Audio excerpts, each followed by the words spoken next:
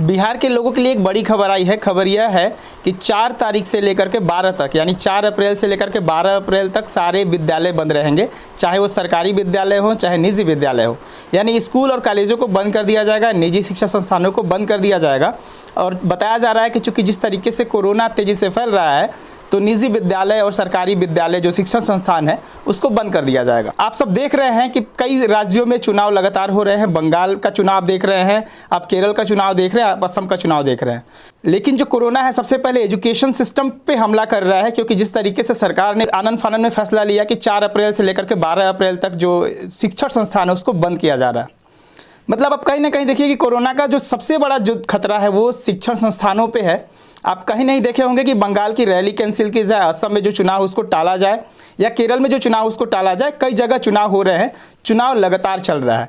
नेता को और सत्ता को यानी राजनीति को सबसे ज़्यादा खतरा है, तो पढ़े लिखे लोगों से खतरा है। इसीलिए पढ़ाई लिखाई को ही बंद कर दिया जा रहा है। आपको याद होगा कि जिस तरीके से चुनाव के दौरान यानी बिहार का जो चुनाव हुआ उस समय भी कोरोना काल था, लेकिन चुनाव के समय कोरोना जैसे गायब हो गया। लगातार जो नेता थे, चाहे वो सत्ता के नेता हो विपक्ष के नेता हो, सब लोगों ने कोरोना के जो गाइडलाइन है उसकी धज्जियां उड़ाई थी।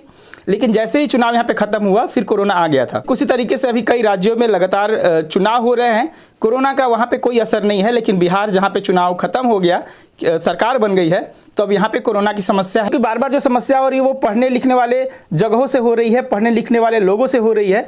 क्योंकि सरकारें नहीं चाहती है कि लोग पढ़े लिखे। अगर कोरोना है तो इसके समाधान के क्या उपाय होंगे, सरकार इस पर चर्चा नहीं कर रही है, बल्कि शिक्षा संस्थानों को बंद किया जा रहा है। इसका बिल्कुल ख्याल नहीं है। आपने देखा होगा किस तरीके से कोरोना के नाम पे पूरे देश में जिस तरीके से अफरा तफरी मचाया गया था। 1 साल के बाद अगर हम देखें तो हम कहाँ खड़े हैं और क्या हुआ। हम लोगों ने सरकार के कहने पे ताली भी बजाई, थाली भी बजाई, कोई फायदा नहीं हुआ। और वैक्सीन आने के बावजूद भी जिस तरीके से कोरोना के नाम पे डरा के शिक्षा संस्थानों को बंद किया जा रहा है, ये सही नहीं है। देश में जो है रोजगार नहीं है, बेरोजगारी है।